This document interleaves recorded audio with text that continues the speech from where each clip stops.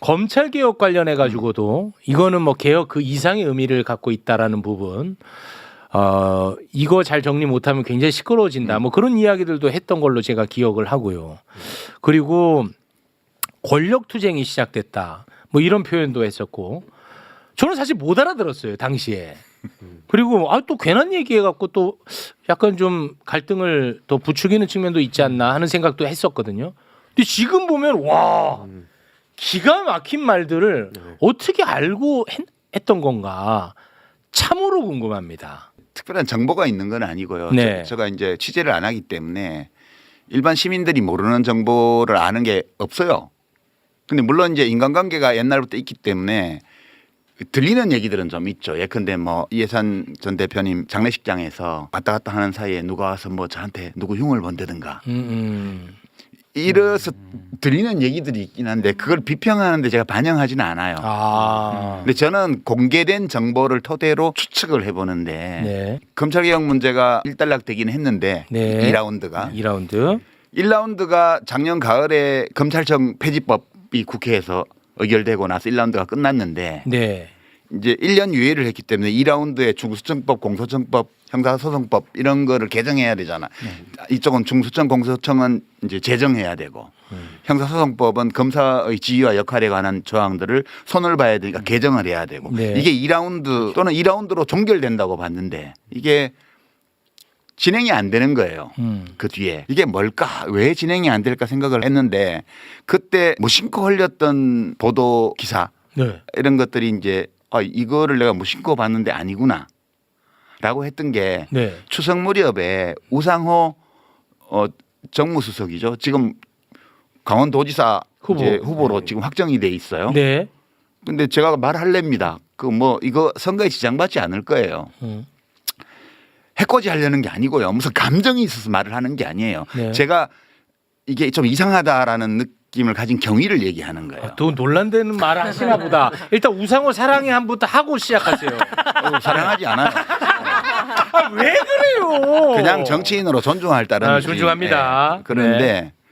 그 추석 무렵인데 뭐라고 얘기를 했냐면 네. 그때 일부 언론에 정청래 대표하고 약간 갈등설이 보도가 되면서 개혁이라는 게 이렇게 환자가 수술대 위에 올라왔는데 어영부영 하다 보니까 마취제 들어오고 깨보니까 수술 끝나 있고 이렇게 하는 게 바람직하다는 게 대통령의 생각이다. 이렇게 말을 했어요. 그래서 저는 그때 왜 무심코 넘겼냐 하면 그것이 우상호 수석의 말인데 네. 대통령의 어떤 생각을 자기 식대로 표현을 했나 보다. 이렇게 생각하고 별 칠데없는 소리를 다 하고 있어. 그러고 지나갔단 말이에요. 네. 근데 아무래도 찜찜한 거예요. 네. 근데 그 비서실장도 비슷한 말들을 그 뒤에 계속 하고 다녔어요. 이것이 대통령의 말인가? 대통령이 이런 말씀을 하셨나? 하셨을 수도 있죠. 네. 근데 이제 그 내가 문제의식을 느낀 거는 개혁 중에는 그런 개혁도 있어요. 사람들이 뭐 이러고 있는데 어느새 돼버린 거 이런 게 있긴 해요. 근데 이 검찰 개혁처럼 굉장한 권력을 집중해서 가지고 있는 소수 집단이 있고 그들이 가지고 있던 권력을 빼앗거나 혹은 분산시켜서 제한하는 이런 개혁이 그런 식으로 된 예는 세계 역사에서 저는 못 봤어요. 만약 대통령이 그런 취지의 말씀을 하셨다면 네. 참모들은 대통령님 이 검찰 개혁은 그렇게 할 수 있는 게 아닙니다. 라고 말을 해야 맞지. 그거를 참모들이 밖에 나와가지고 대통령의 이런 생각이라고 막 하고 다녀. 이게 무슨 이런 일이 있지? 노라고 말하는 참모가 없나? 그런 의문을 제가 가졌던 거예요. 네네. 이상하다 이거는. 여기서는 호루라기 한번 불어야겠다 생각을 하셨나 보군요. 그래서 나는 확신은 없는데 혹시 그런 건 아닐까 해서 좀 그 전에도 그런 얘기를 했고요. 그 뉴스공장에 나가서 얘기했던 거는 그게 2월 초예요. 2월 초. 그러니까 이해찬 대표님 장례식이 끝나고 난 직후이기 때문에. 네. 그리고 이제 검찰 개혁과 관련해서 보면 그때가 1차 안이 나온 뒤였는데 1차 입법 예고안이 나왔을 때 놀랬거든요. 제가. 큰일 났다. 너무 후퇴했다고 보셨군요. 후퇴한 정도가 아니고 이거는 텍스트 자체는 후퇴인데 약간 반쪽짜리 잘 봐줘야 반쪽짜리 그런 건데 그 텍스트 너머에 있는 정치적인 맥락 이거 굉장히 이제 저는 좀 충격적이었어요. 왜 충격적이냐면 그게 행안부 장관하고 법무부 장관이 입법 예고한 거잖아요. 중수청의 입법 예고 주체는 행안부 장관, 네. 공소청의 입법 예고 주체는 법무부 장관이에요, 그죠? 네. 그리고 TF는 총리실에 있었어요. 맞습니다. 그러면 대통령의 항상 지론이 수기잖아요. 네. 그리고 1차 발표 나고 나서 일본 출장 가시면서 대통령께서 당에서 수기하고 그거를 정부가 수렴해라. 네. 그렇게 지시를 공개적으로 하셨어요. 맞습니다. 근데 수기를 하려면 수기를 이끌어가는 주체가 있어야 되잖아요. 그러면 중수청법은 행안부 장관이 수기의 주체가 되어서 나서서 국민에게 설명하고 비판론자들과 만나고 대화하고 그거를 국무회의 중계하듯이 중계하고 필요하면 수기단을 구성을 해서 시민들 중에 무작위 추출해서 초대를 해서 사전 조사를 하고 토론회를 충분히 한 다음에 다시 조사를 하고 이런 절차를 거쳐야 돼요. 네. 그런데 행안부 장관이 자기 일 아닌 것처럼 아예 나타나지도 않았어요. 또 행안부는 장관 한 명 또 씹고요. 아니 사실을 얘기하는 거예요. 네, 사실은. 법무부 장관도 단 한 번도 국민 앞에 나서서 이걸 설명하려는 노력을 안 했습니다. 국회에 와서 소극적으로 답변하면서 그거 뭐 TF 우리가 주도하는 거 아닙니다. 그다음에 이거는 형사소송법 개정하고 패키지로 묶어야 되는데 이거 왜 안 합니까? 그랬더니 그건 나중에 그 소위 보안 수사권 문제 두고 나오지를 않아요. 법무부 장관이. 네. 또 총리는 뭐라고 얘기했냐면 알았어요 몰랐어요 이 안을 합의했어요 안 했어요 물으니까 정부의 모든 입법 예고안은 정부에 관련한 모든 고위 책임자들이 인지합니다. 내용을.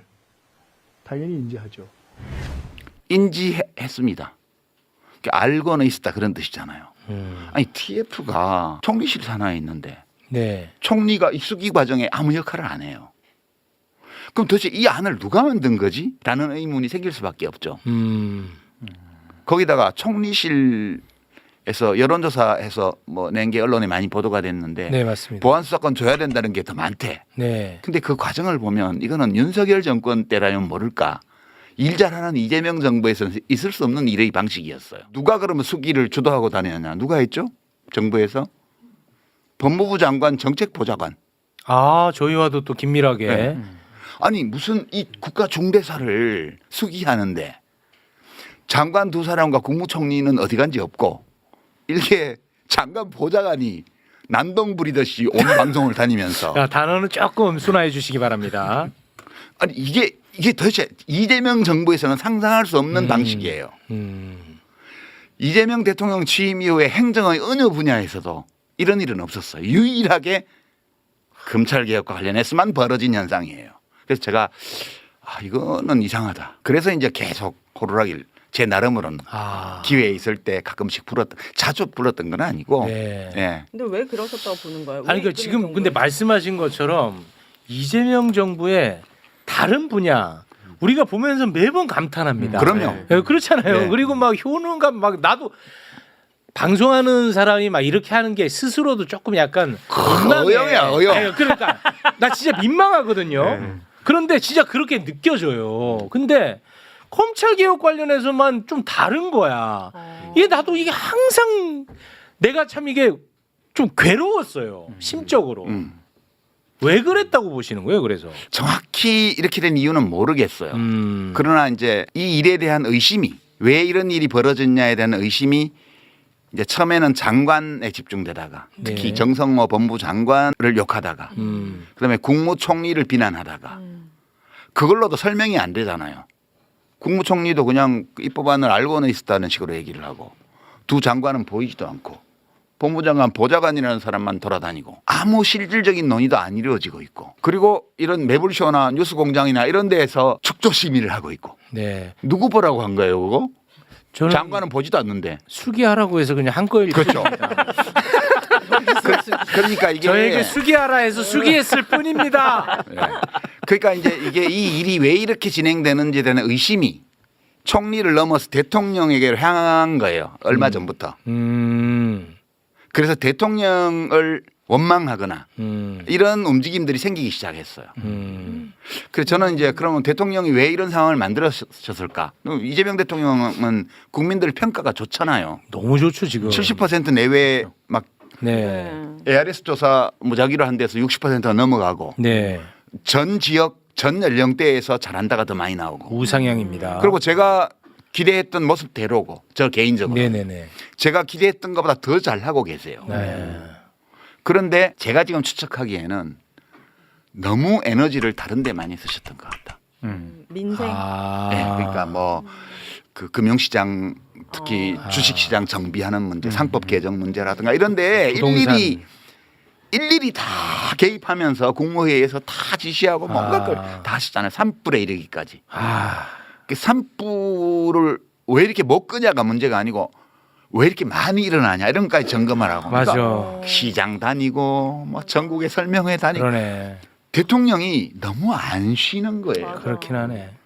그러다 보니까 지금 제가 이제 짐작하기로는 대통령이 어떤 이 검찰개혁 문제에 대해서 어느 시점에선가 편향된 어떤 생각을 가졌을 수 있어요. 근데 참모들 중에 그거 안 됩니다라고 아무도 말하지 않아서 대통령이 그것을 점검해 볼 기회를 충분히 못 가지셨던 거 아닌가? 이런 거 하나 있고요. 두 번째는 대통령이 그 어떤 요지인지 보고만 받으시고 축조심이 여기 한 것 같은 이런 거를 안 하셨던 게 아닐까. 근데 그런 짐작은 해보죠. 그러나 네. 다행히 요 며칠간에 그거를 집중적으로 정청래 당대표나 또는 법사위에 열심히 했던 의원들이나 뭐 추미애, 김용민 이런 의원들이나 또 대통령의 정무수석으로 새로 간 분이나 이런 분들이 뭔가를 한 게 아니냐. 지난 며칠 동안 집중적으로.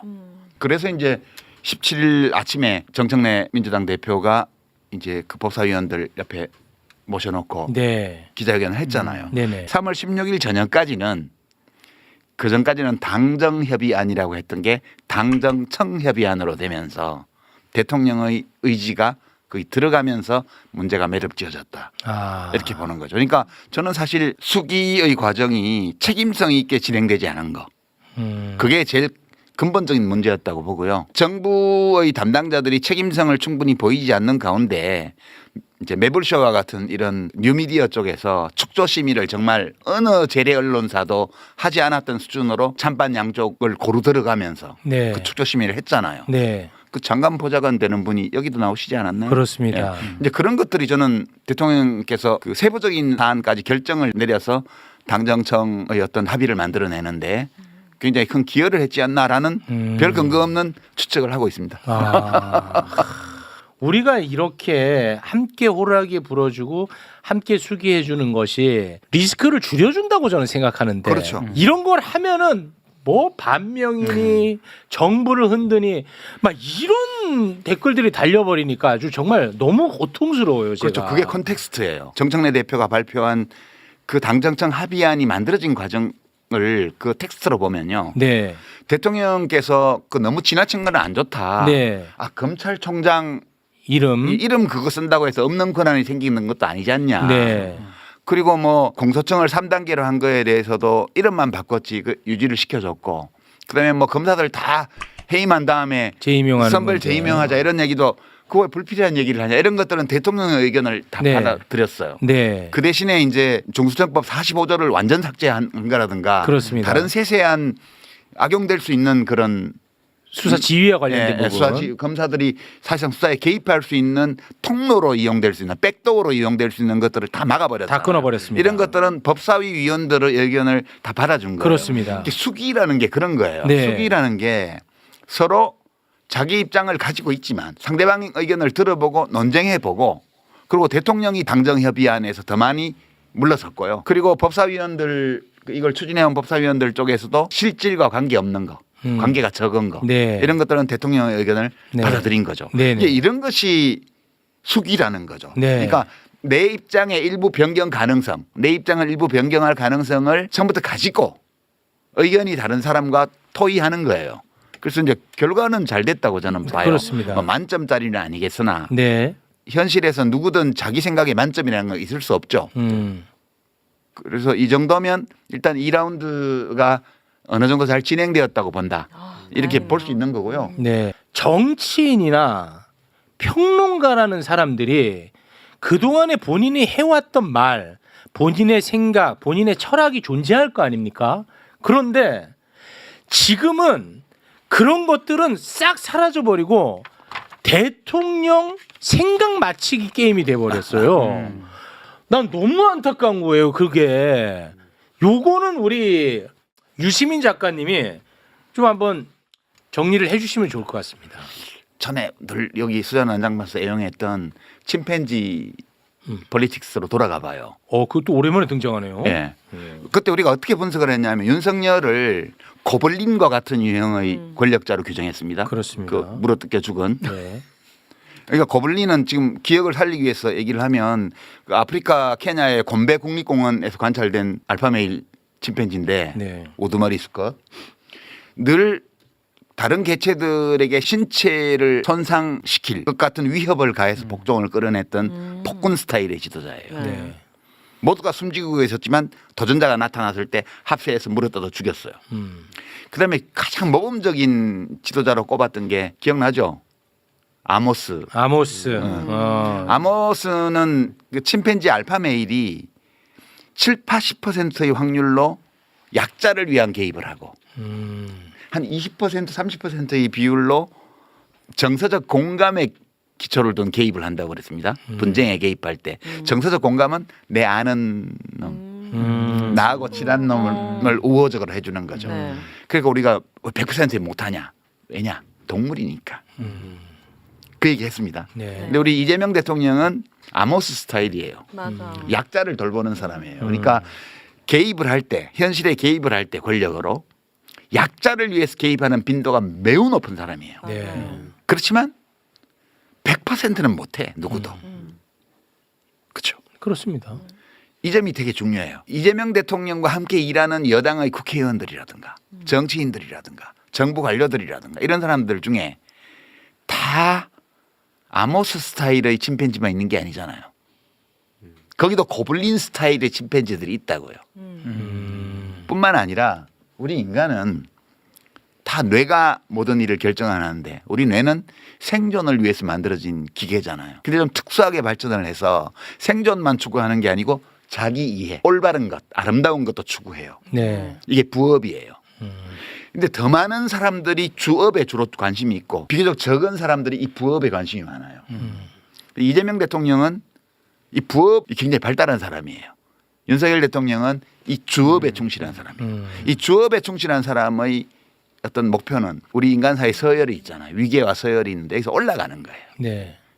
그래서 내가 이재명 정부 대통령과 함께 일하는 사람들에 대해서 이렇게 그려봤는데 나중에 이쁘게 만들어서 보여요. 네. 뭐예요? 이 A는 이 부업에 관심 있는 사람, 이 사람들이 자기 행동을 결정을 할 때 가치에 기반을 두고. 올바름이라든지 그다음에 B는 이익에 중점을 두고 해요. 이익 생존. 교집합이 있죠. 교집합이 있어요. 교집합은 가치를 추구하면서도 또 함께 나도 아. 생존해야지. 교집합이 항상 있어요. 이거는 좋고 나쁨이 아니고 그냥 이런 거예요. 인간 세상이. 스타일. 근데 이제 지금 이재명 대통령의 지지율이 엄청 높잖아요. 네. 국회에서 압도적 다수 의석을 여당이 가지고 있잖아요. 그렇습니다. 그리고 임기 초잖아요. 그러니까 여기서 B그룹에 속하는 사람들이 커지는 거예요.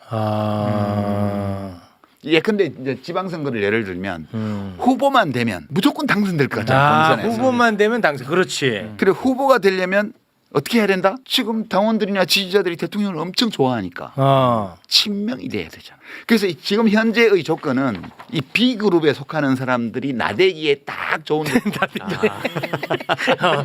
단어를 조금 아름답게 부탁드립니다. 그러고 이제 B그룹이 커져요. B그룹이 커져. 네. 근데 이건 정치인들 얘기고 네. 일반 시민들 지지자들은 A가 많아요. 가치. 그렇지. 대통령이 이재명 대통령이 후보가 당선된다고 해서 내가 출세하는 것도 아니고 뭐 그렇잖아. 바람직한 지도자이기 때문에 내가 지지한다. 그래서 내가 민주당을 지지한다. 네. 뭐 조국혁신당을 지지한다. 진보적인 정당을 지지한다. 이렇게 많은 하고 것 있는 같아. 거잖아요. 많은 것 같아. 아니 코스피 6천보다 나는 검찰 개혁이 더 중요하다는 분들이 많더라고 댓글 보면. 네, 그런 사람들은 어. C에 들어가는 사람이 아니에요. 여기도 이 교집합 부분이 있는데 네. 대통령의 지지율이 높으면 높을수록 A는 줄어들고요. B하고 C가 커져요. 글쎄로 이 사람들이 소수처럼 보여요. A가 소수처럼 보일 수 있죠. 근데 이 A가 민주당과 이재명 대통령의 코어 지지층이에요. 이분들이 다 어떤 사람들이냐면 김대중 대통령 존경하고 노무현 대통령 좋아하고 문재인 대통령 좋아하고 이재명 대통령 지지하고 이런 분들의 코어 그룹이에요. 여기가. 대통령의 뜻이 뭐냐를 왜 맞추려고 그러냐 하면 B에서 내가 B에서 성공하고 싶은 거지. 그러니까 비평가 중에도 봐 내가 대통령 생각을 맞췄지. 이렇게 하는 사람은 B에 속한 사람이고요. 죽겠어요. 나는 그것 때문에. 비평가 중에도 A에 속한 사람은 대통령 생각이 그런 것 같아. 그래서 걱정이야. 혹시 그런 게 아닐까라고 느끼고 있었기 때문에 나는 너무 걱정이 돼서 밤에 잠을 못 잤어. C의 교집합에 속하는 사람은 뭐라고 얘기하냐면 야, 그래도 대통령의 의사를 조금 존중을 해줘야 되잖아. 근데 대통령이 지금 내놓은 정부 입법안으로 그냥 100% 가게 되면 이 A가 난리가 날 거야. 코어 지지층을 잃어버리게 되면 지금은 괜찮아. 지금은 달리 지지할 정당이 있는 것도 아니고 달리 지지할 대통령이 있는 것도 아니고 지방선거 눈앞에 왔는데 그렇다고 해서 국힘당을 찍어줄 수도 없어. 여론조사 지표에서도 혹시 이게 떨어지면 대통령 위험해질지 모르니까 나 대통령 좋아하니까 잘한다고 계속 대답을 해. 지표에는 안 나타나요. 이 코어 지지층은 이 A그룹은 대통령이 잘 나갈 때 인기가 있을 때는 표도 안 나. 별로 중요하지 않은 것 같아. 근데 인간의 일이라는 게 늘 좋을 수만은 없잖아요. 그렇죠. 뭔가 어떤 이유 때문에 대통령이 욕을 먹는 상황이 생길 수도 있고 지지율이 떨어질 수도 있어. 그럴 때 제일 먼저 누가 떨어져 나간다? B가 제일 먼저 떨어져. 지금 이제 내 친명이요 이러면서 막 내세우는 사람들은 문제가 생기면 제일 먼저 돌 던져. 왠 나한테 손해되니까. 손해되니까. 그럴 수가 있어요. 자기가 해왔던 야, 말들이 있는데. 내가 많이 봤어. 이거를 이제 사자성어로 감탄고토라고. 감탄고토. 달면 삼키고 쓰면 뱉는다. 그래서 이제 노무현 대통령 막 당선될 때는 막 노 대통령 이렇게 하다가 대통령이 검찰 수사 받을 때는 구속해야 된다 이렇게 얘기하고.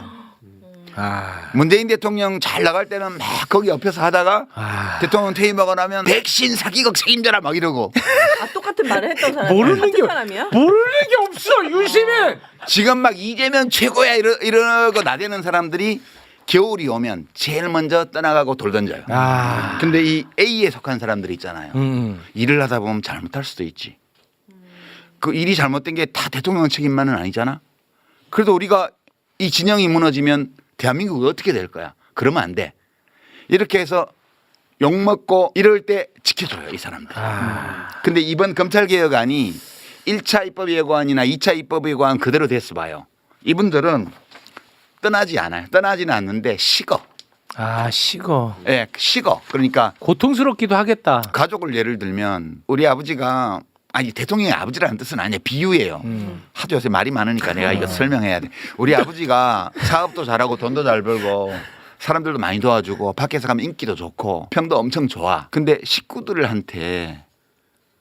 진짜 원하는 거 우리 저녁밥 같이 먹는 거 가끔씩 일주일에 한 번 안 해줘. 그러니까 밖에 나가서 성공하고 다 잘하는데 식구들에 대해서 차갑게 하잖아요. 근데 이거를 버리지는 못해. 아버지니까. 그러나 이제 아쉽고 속상하고 예, 서운하고. 이제 좀 식는 거예요, 온도가. 네네. 그러니까 코어 지지층의 지지 온도가 식는다는 것은 지금 당장은 문제가 아니에요. 네. 지금 당장은 지지율이 떨어지거나 이럴 일이 없어. 근데 어려움이 왔을 때 그걸 버팅겨주는 힘이 엄청 약해지는 거예요. 노무현 대통령이 서거하시고 나서 막 수백만 명이 조문하고 이랬지만 그 초기에 현대건설이 북한에 보낸 그 4억 달러인가 그 문제 때문에 특검을 그때 한나라당에서 의결을 했고 지대로 다수였으니까. 네. 그거를 거부권 발동을 안 하고 수용한 것 때문에 이 코어 지지층이 식었거든요. 그래서 지지율이 떨어지고 나서 어려움을 겪을 때 안 움직인 거예요. 이 코어 지지층이라는 거는 그만큼 중요한 거거든요. 그러니까 저는 사실은 대통령의 생각은 어떤지 몰라요. 네. 저는 1차, 2차 검찰개혁 정부안을 보면서 그리고 그게 민주당에서 뭐 이상한 절차를 거쳐서 당론이라고 막 하고 주요 당직자들이 나와서 미세 조정밖에 안 되고 그냥 해야 된다. 이런 얘기를 하는 거 보고 너무너무 불안했어요. 이재명 대통령을 49% 정도 득표로 당선이 됐는데 그 당선시킨 기반을 우리 침팬지 폴리틱스 할 때 그랬잖아요. 우두머리끼리 힘 대 힘으로 대결해서 승패가 갈라지는 게 아니고 연합하는 능력에 달렸다고 그랬잖아요. 2인자가 1인자를 꺾으려면 3인자, 4인자하고 연합을 해야 된다고 그랬잖아요. 그리고 일단 우두머리 자리에 오른 알파메일도 연합을 유지를 못하면 조만간 쫓겨난다고 그랬습니다. 그래서 윤석열이 집권연합을 해체했다고 그랬잖아요. 네. 안철수 박대하고 이준석 쫓아내고 뭐 이렇게 하면서 스스로를 고립시켜서 이거는 탄핵당한다고 그랬어요. 그때. 그대로 됐어. 집권연합을 해체했기 때문에 자기 손으로. 그대로 됐어. 이재명 대통령을 당선시킨 연합은 뭐냐? 이게 내란 청산 연합이에요. 내란 극복 연합이에요. 내란 극복 정치 연합이에요. 그래서 이게 민주당이 중심이 되어서 조국 혁신당 그다음에 작은 야당들 시민사회 심지어 중도 성향의 유권자들 심지어는 보수 일부까지 연합이 되면서 그래서 겨우 49% 얻었잖아요. 내란 전국인데도. 예. 내란 극복 연합이 내란 극복 정치 연합의 힘으로 약 반 정도를 득표해서 정권이 수립됐습니다. 네. 근데 거기에서 지금 일을 너무 잘하셔 가지고 대통령께서 10 내지 15% 이상의 일 잘한다라는 게 붙었어요. 네. 근데 이거는 지지는 아니거든. 국정 평가를 좋게 하는 거지. 근데 이거를 민주당이 이제 좀 안정적인 지지층으로 끌어들여야 되죠. 그게 네. 민주당의 과제예요. 그렇습니다. 그래서 민주당도 그 일부 성공하고 있어요. 지금 40% 넘는 지지율 그 데이터들이 나오고 있잖아요. 네. 그러니까 이재명 대통령이 민주당이 이걸 굉장히 잘해주고 계신 거죠. 네. 그런데 이거를 그렇게 처리를 하게 되면 우선 조국 혁신당이 반발하겠죠. 그다음에 사회민주당이나 진보당 같은 다른 작은 정당들도 반대하겠죠. 그래서 일단 정치권 안에서 이 내란 극복 연합이 균열이 가게 돼 있어요. 근데 밖으로 나가서 시민사회, 뭐 촛불단체 이런 데로 가면 더 말할 나위도 없어요. 벌써 청와대 앞에 집회를 하기 시작했죠. 그렇더라고요. 그러니까 이거는 이 검찰개혁 법안을 이렇게 통과를 시키게 되면 이재명 대통령은 스스로 자신을 당선시켰던 집권연합의 기반을 와해시키는 결과를 낼 우려가 있는 거예요. 그래서 저는 엄청 걱정했던 거고요. 그래서 호루라기를 불었던 건데. 네, 그래서 대통령께서도 이 점을 아시는 게 아닐까 이제. 근데 이거는 그야말로 현상을 분석해서 걱정하고 호루라기를 분 건데 이걸 갖다가 유시민 너가 또 이재명 대통령이 협박하냐 그런 식으로 또 엄청나게 공격을 해대고 하면서 나 혼자서 너무너무 혼란스러웠었거든요. 근데 그게 자연스러운 거예요. 이게 지지율이 높은 대통령이 있으면 이게 나올 수밖에 없어요. B. 예, 이 B가 B. 커질 수밖에 없는 거예요, 이게. 그리고 이제 이 커진 B가 제일 눈에 거슬리는 게 C들은 타협을 해오잖아요. 이 교집합이기 때문에. 나도 친명이야. 근데 이 A들은 야, 진짜 친명은 친명이라고 자랑 안 해! 이러면서 이제 타협이 안 돼. 니네 친명팔이 하지 마! 이렇게 대든단 말이에요. 얘네들 죽여야 돼. 이렇게 말하는 애들을 반명으로 몰아가는 거예요. 왜냐하면 여기가 지금 지지율이 높다는 거는 B그룹이 굉장히 커질 조건을 마련했잖아요. 네. 아니 비평하는 사람도 지금 대통령 인기가 좋기 때문에 아무데나 임명해도 지금 사람들이 욕 별로 안 해. 자리 받고 싶으면 비평하러 나와가지고 막 아니 우리 조불쇼에서는 안 그러지만 진짜. 그러니까 이런 비평가들이 막 설치는 거예요. 차기 권력을 노리고 있거나 아니면 더 위로 올라가는 것만 관심 있는 사람들은 이걸 이용하려는 유혹을 느낄 수밖에 없어요. 이거는 좋다 나쁘다를 떠나서 불가피한 거예요. 자연의 섭리예요? 네. 자연의 섭리예요. 좀 마음이 그러다 보니까 편하네. 이 사람들이 어떻게 하겠어요? 이 C들은 포섭 가능하잖아. C는 보석 가능. 예, 우리가 대세이기 때문에 이 사람들은 대세를 따라온단 말이에요. 그러니까 얘네들을 최소한 좁혀야 돼. A를 좁혀놔야 돼. 좁히려면 A의 스피커를 박살을 내야 돼. 와, 이 분석 기가 막히다. 그리고 정치권 안에서도 A를 편들고 있는 정치는 왕따시키고 흔들고. 근데 뭐 지금 정청래 대표가 얘들하고 관계 있는 것 같다. 이렇게 몰아가는 거죠. 그리고 막 흔드는 거야. 네. 그리고 밖에 누가 제일 세지 봤더니 김어준 유시민은 우선 얘네들은 없애야 될 공적제 1호 2호고 매불쇼도 좀 의심스러워. 쟤들도 조불쇼라고 이름을 붙여갖고 사이드로 밀어내야 돼. 이렇게 작업하는 게 너무 당연한 거야. 야 다음 질문이 또 그거거든 내가. 아니 진짜로. 근데 뭐 거의 설명이 돼가지고 이건 너무 자연스러운 거 아니에요? 그렇게 말씀하시니까 조금 마음이 조금 편안해지네요. 그러니까 아름답거나 바람직하거나 이런 거하고는 무관하고 그런 판단을 내리기 전에 이런 동서고금을 막론하고 인기 있는 권력자가 있을 때는 늘 생겼던 일이다 이거는. 그게 이거에 대해서 우리가 너무 나쁘게 그렇게 보시는 스트레스 마라. 받고 그러지는 말고 살아버리고 저러는구나. 일종의 기본값으로 네, 기본값. 받아들여라. 네. 매불쇼에서는 단 한 번도 입 밖에 꺼내지 않은 단어가 있습니다.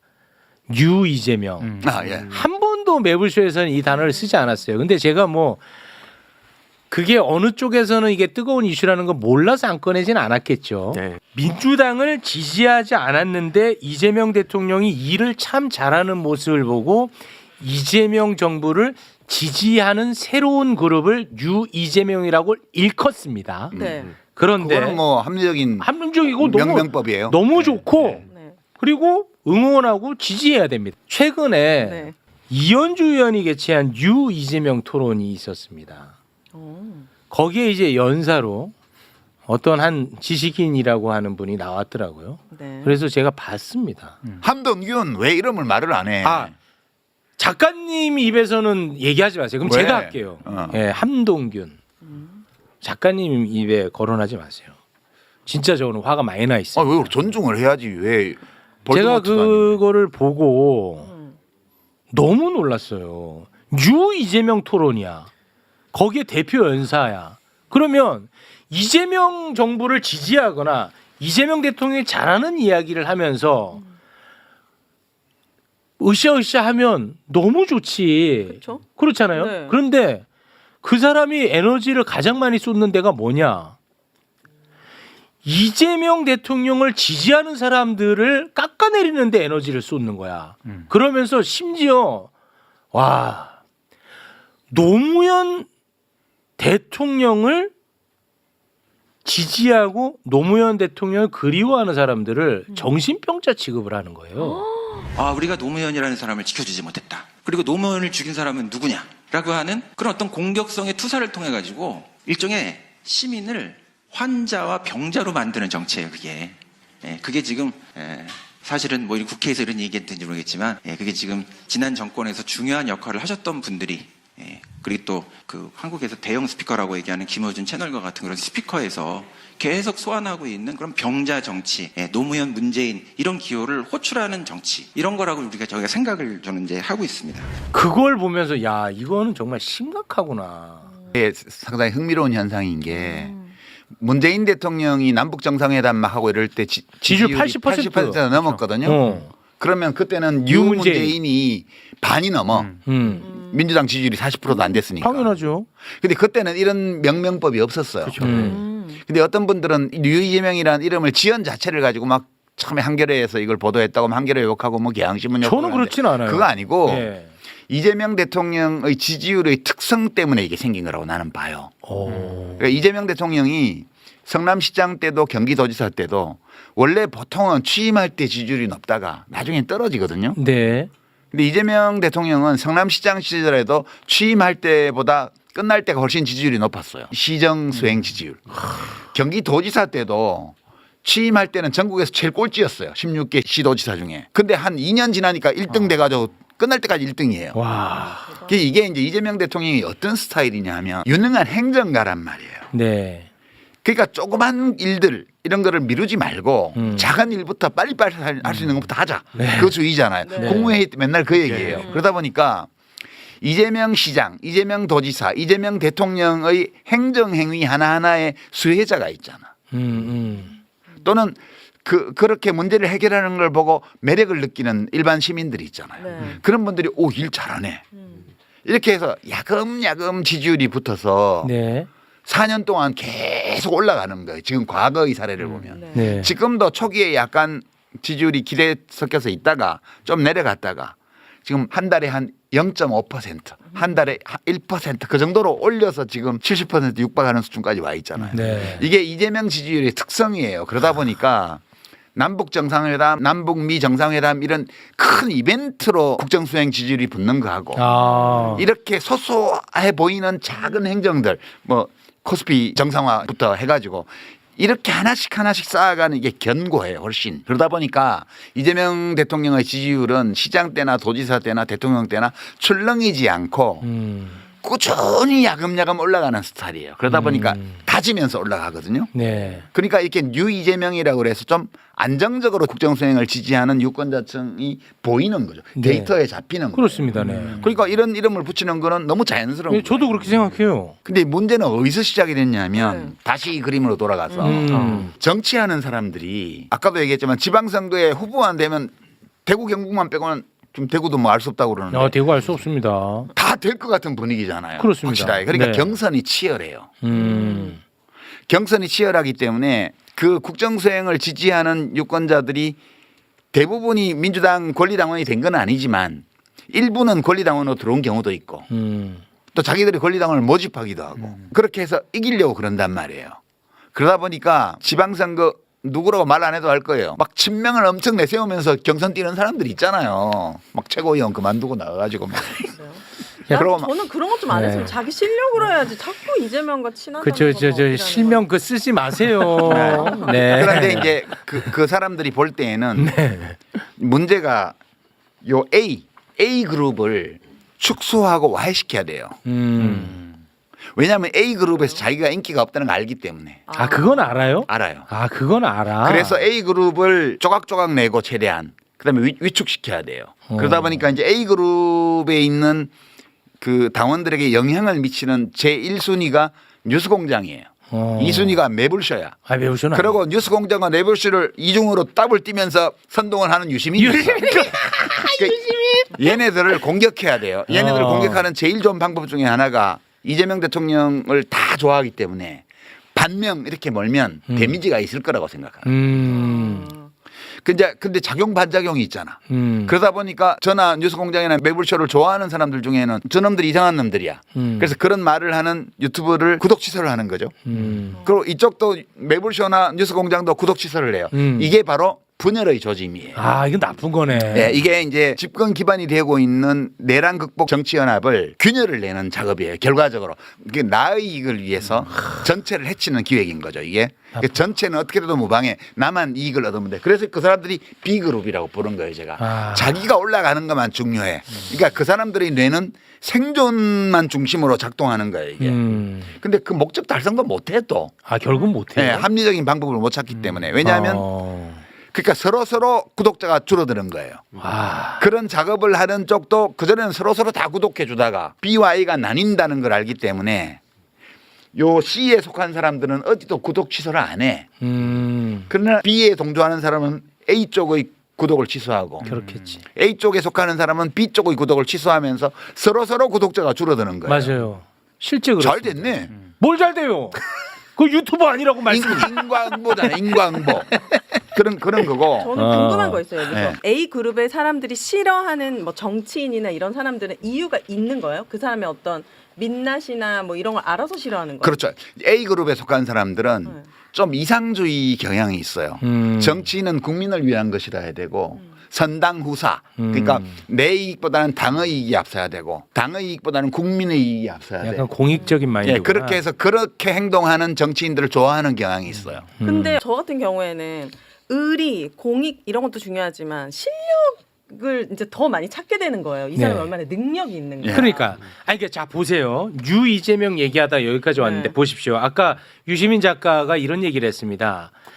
이재명 대통령의 정책 수혜자들이 지지자로 붙는다고 했습니다. 자 보세요. 그럼 코스피가 올라서 자기가 돈 벌었어. 이재명 대통령이 얼마나 예뻐 보이겠어. 그렇지. 그렇잖아. 어. 그럼 지지해. 그 사람이 유시민을 싫어할 이유가 있어 없어? 없지. 전혀 없어. 난 주식 투자도 안 해. 아니, 그러니까 없단 말이야. 없지. 그런데 그 유 이재명이라고 하는 현상을 활용하는 나쁜 사람들이 문제라는 거야. 그러니까 이제 예컨대 어. B에 속한 어떤 정치인이 네. 우리가 볼 때 본인은 나라를 위해서 한다고 생각하겠지만 우리가 제3자로서 볼 때 B그룹에 속하는 어떤 정치인이 당대표를 하고 싶어. 그러면 기존 당대표는 A에 속한다고 보는 거예요.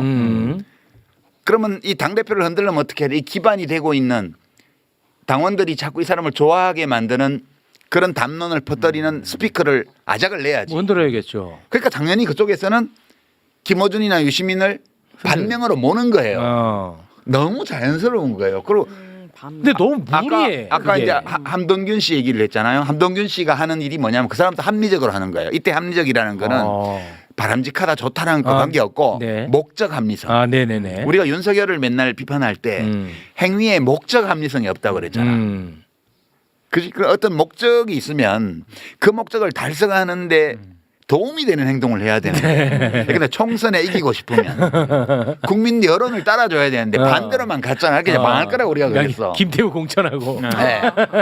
뭐 강서구청장 보궐선거 같은 거 뭐 지는 길만 가고 있잖아. 그러니까. 그걸 우리가 목적 합리성이 없다. 우리가 그때 비판하기를 목적 합리성이 결여되어 있다고 네. 비판했어요. 지금 이제 B에 속한 사람이 A에 속한 어떤 정치인을 끌어내리기 위해서 그렇게 하잖아. 네. 근데 반명이다. 그까지는 좋아. 그 목적 합리적이야. 네네.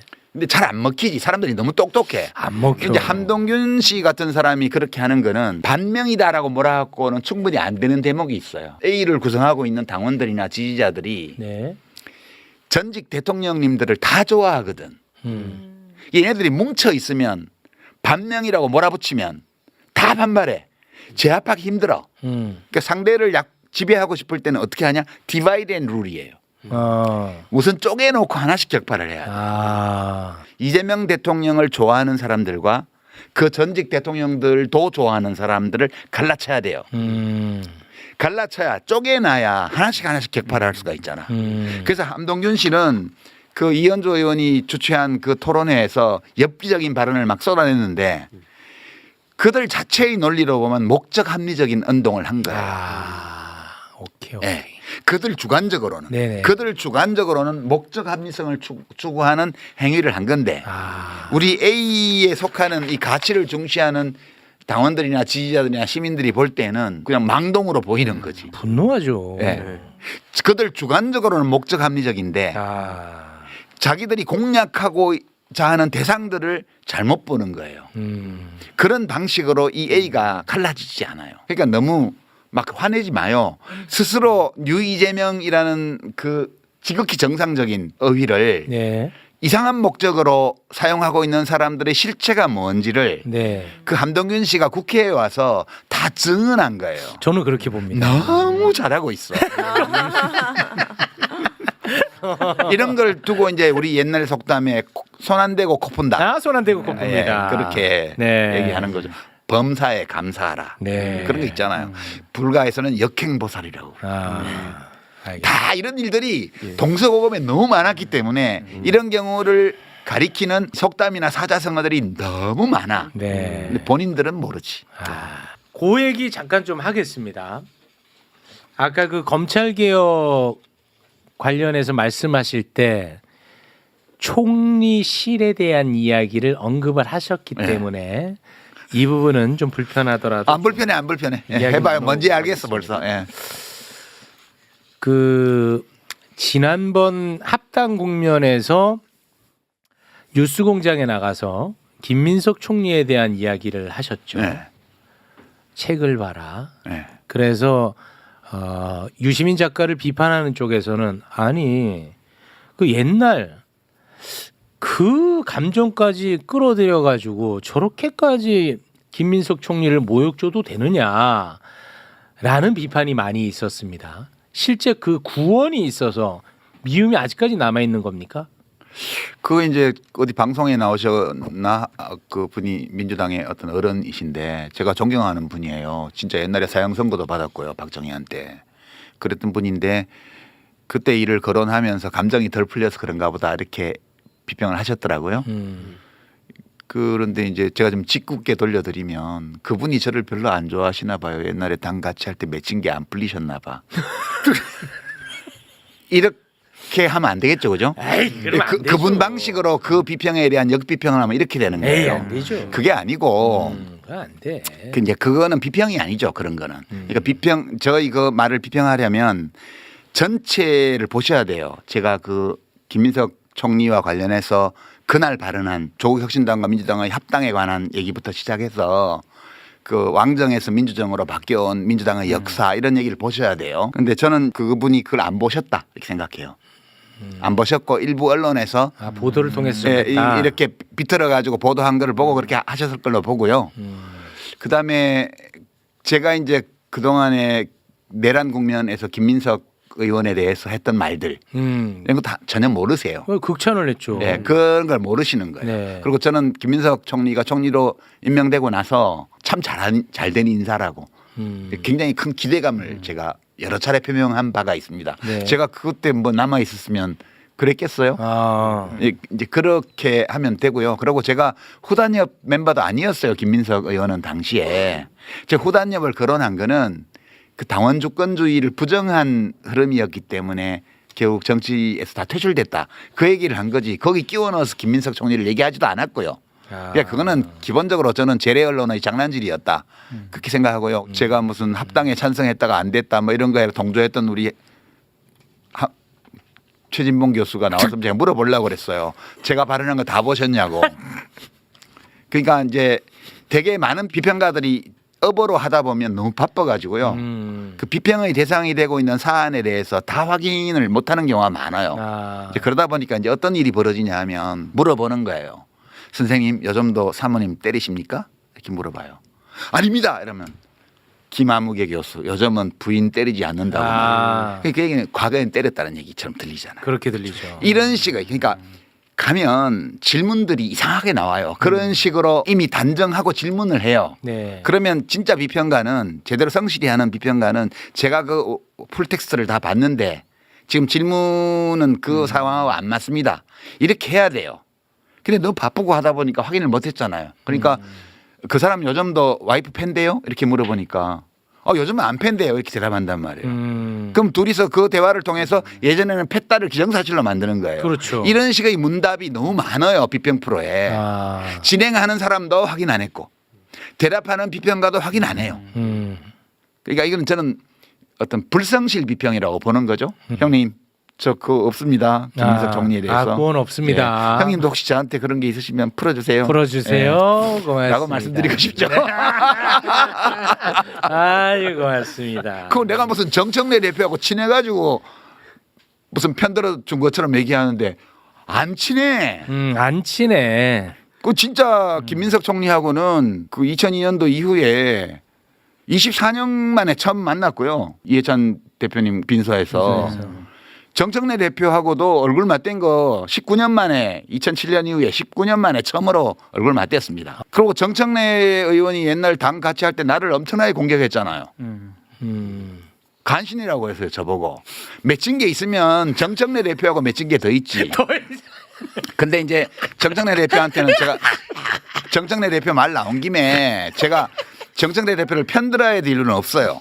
근데 이제 그렇게 저를 과거에 공격한 거에 대해서 정청래 의원이 사과한 적도 없어요. 근데 제가 사과를 요구하지는 않아요. 왜냐하면 남들은 모르지만 제가 먼저 정청래 의원한테 못되게 했거든. 남들은 모르고 우리 둘만 아는데 정청래 대표한테 못되게 했어요. 그리고 그거 뒤에 사과도 안 했고. 그러니까 이제 나는 정청래 대표한테 나를 공개적으로 공격한 거에 대해 사과해라고 요구할 권리가 없어. 자격 없어. 네. 네. 근데 이제 말 나온 김에 말하자면 그때 내가 참 잘못했거든. 이제 사과는 못했는데 두고 미안하게 생각해 왔어요. 네. 그러니까 사과하는 걸로 받아줬으면 좋겠는데. 뭔지는 얘기 안 할게. 우리 둘만 알아. 네, 그렇게 하세요. 네. 그러니까 이제 이거 혹시 이야기 들으면 정청래 대표는 금방 알 거예요. 뭘 말을 하는지. 내가 못되게 했어요. 잘못했어 내가. 네. 근데 이제 그 옛날 일이고 그 뒤에 그거 10배쯤은 정청래 의원이 저한테 못되게 했고요. 근데 그걸 양적으로 가늠할 수는 없으니까 나는 퉁쳤어 그동안에. 그래 별 감정 없어요. 그냥 저는 그런 과거에 있었던 일에 대한 감정이나 이런 걸로 비평하는 게 아니고 지금 어떤 사람이 그 있는 자리에서 그 권한을 가지고 일을 할 때 그 일을 어떻게 보냐. 이걸 가지고 비평을 하는 거지. 그렇죠. 저 그렇게 쫌생이 아니거든요. 무슨 24년 전의 일을 가지고 아직도 꽁해가지고. 그러니까. 저 그런 사람 아니에요. 진짜. 그러니까 유치한 사람들이 공격해 들어오면 이 방어하기도 참 애매합니다. 그렇죠. 야, 요거는 근데 허심탄회했다. 진짜. 허심탄회했어. 유인태 형님, 저 안 그래요. 그런 사람 아니에요. 실명을 해. 네. 아이고. 그 정청래 대표 미안해 그때 내가 잘못했어. 진짜. 뭔지 내가 창피해서 내가 말을 못해. 뭘까가 진짜 궁금하지네요. 오늘 좋은 자리다. 좋은 자리야. 자, 오늘 저는 정말 소비자로서 너무 만족스러운 방송이었고 저는 아주 마음이 많이 홀가분해졌습니다. 오늘 이거 나가면 우리 다 반명으로 맞아 죽는 거 아니야? 자연 현상입니다. 아니 그러니까 내가 결론적으로 한 번 더 강조하고 싶은 거는 그 자기 이익을 주로 추구하는 사람들은 대통령의 생각이 뭘까? 내가 대통령 생각을 맞췄어 이걸로 기뻐하고요. 대통령을 진짜로 좋아하는 사람, 가치에 기반을 두고 좋아하는 사람은 대통령의 생각이 이런 것 같은데 진짜 그러면 어떡하지? 큰일이야. 이렇게 걱정한다고요. 그런데 대통령이 망해도 상관없어. 내가 지금 대통령 생각을 맞춰서 거기에 맞춰서 행동해가지고 내가 이익을 얻을 수 있으면 돼. 이렇게 생각하는 사람이 대통령의 생각이 정말 그런 거면 어떡하지라고 걱정하는 사람을 반명이라고 욕하는 이 뒤집어진 현실에 대해서는 진짜 맞아. 우리가 생각해 봐야 된다. 이거. 네. 예. 본연사 강력히 주장하는 바입니다. 동의하는 바입니다. 네. 개인적으로 좀 힐링이 많이 됐습니다. 고맙습니다. 그래요? 네. 왜냐면 제가 방송에서 뭐 크게 세게 얘기하지는 않았는데 이를테면 저는 검찰개혁과 관련해서 지금 왜 계속 언론에서 보도됐을 경우에 약간 제가 생각하는 우려되는 그런 부분이 있었거든요. 근데 자꾸 방향이 다른 쪽으로 가는 것 같으니까 이제 저 개인적으로는 방송에서 이제 뭐 제가 전문가는 아니지만 최대한 얘기할 수 있을 때까지는 얘기를 하겠습니다. 그리고 최종 결정이 뭐 제가 생각하는 것과 반대로 되면 그때는 어쩔 수 없지만 그래도 최대한 얘기할 때까지 얘기를 한번 해보겠습니다라고 얘기를 하니까 댓글 반응이 저 줏대 없는 놈. 제가 그래서 아까 작가님한테 물어본 거예요. 그게 시의 숙명입니다. 이게 저 줏대 없는 놈 뭐 이렇게 했는데 뭐 어쩌겠습니까? 그런데 저는 어찌됐든 어제 이렇게 대통령께서 이렇게 얘기하신 거 그런 것들 상당히 안도되는 측면이 있거든요. 그렇습니다. 예. 네. 그래서 아까 그래서 작가님한테 여쭤본 거예요. 네. 그 저도 대통령이 혹시 이 정부 안대로 밀어갈 생각이면 어떡하지? 큰일 났네. 사실 잠을 잘 못 잤어요 한동안. 그 제가 그 하루 전에 대통령 X에 나왔잖아요. 네. 뭔가 좀 원칙적인 입장을 표명하는 게. 제 아내가 아침에 나오더니 어제 잘 자대 오랜만에 그러더라고. 최근에. 그러니까 저 이재명 대통령이 정청래 대표가 기자회견하기 전날 네네. 오후에 네네. 그 기본적인 입장에 대한 그 검찰개혁에 대한 세 번째 X 긴 글을 올렸잖아요. 기우입니다. 네. 제가 그거 보고 되게 사실 안심이 됐어요. 네, 저도 그렇습니다. 괜찮을지도 모르겠다. 네.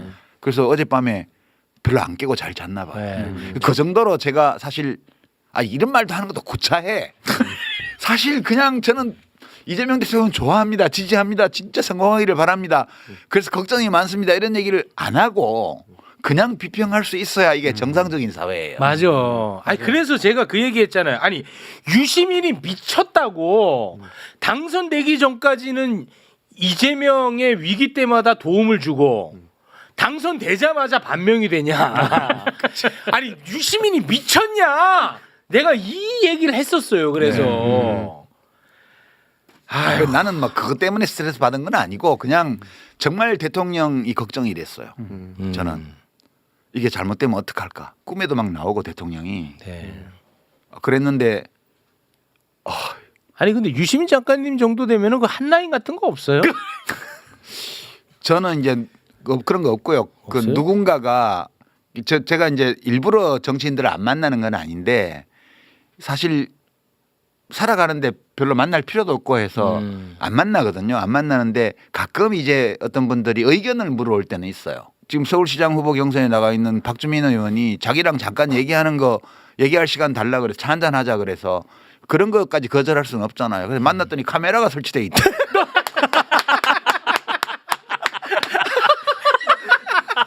유튜버 다 됐어. 야, 박주민. 그런데 장소도 노무현 재단 그 커피숍에서 만나기로 했는데 그렇다고 해서 안 한다고 할 수는 없잖아요. 그래서 거기서 앉아서 좋은 얘기 많이 했어 서로.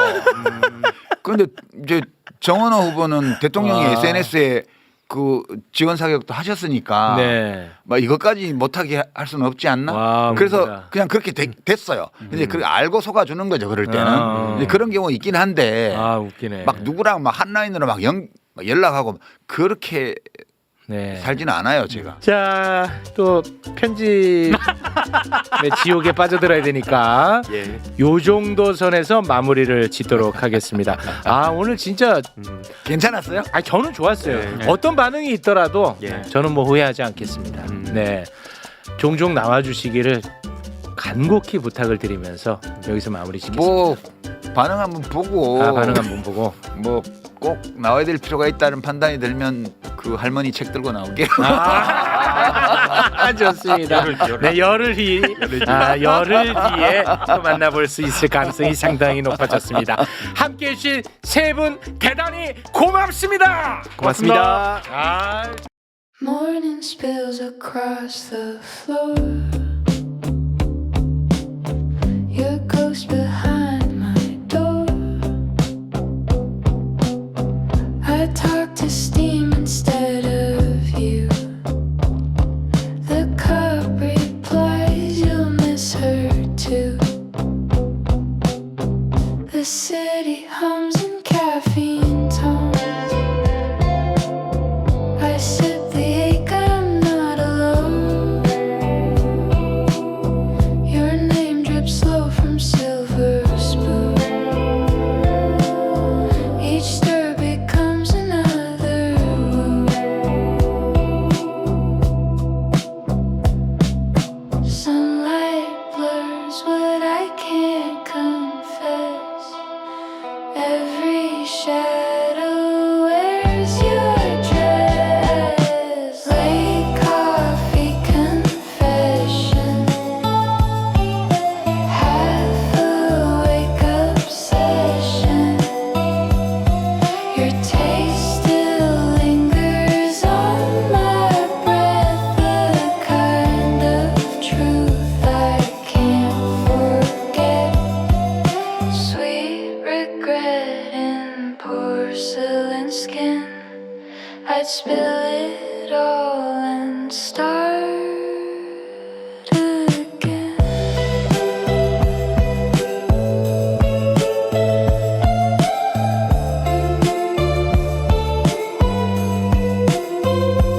If love was just a bitter brew, I'd drink it twice for one more you.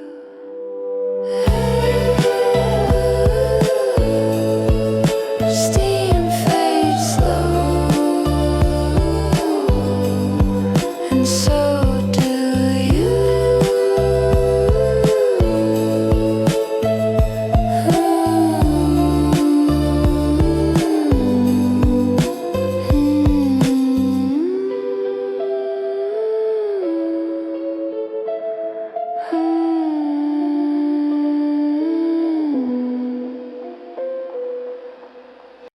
You're still in my favorites, third from the top, right between mom and pizza shop. Your birthday still got a red heart star, like you might call me from wherever you are. You're in my phone, not in my life. Ghost with red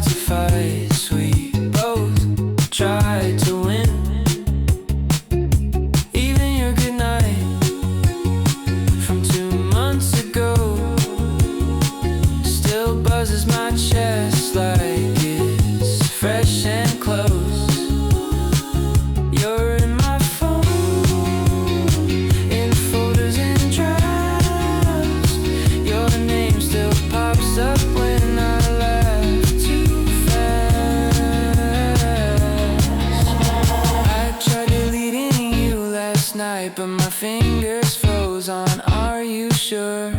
Love hides in tiny megabytes and heartbreaks just data I can't ignore.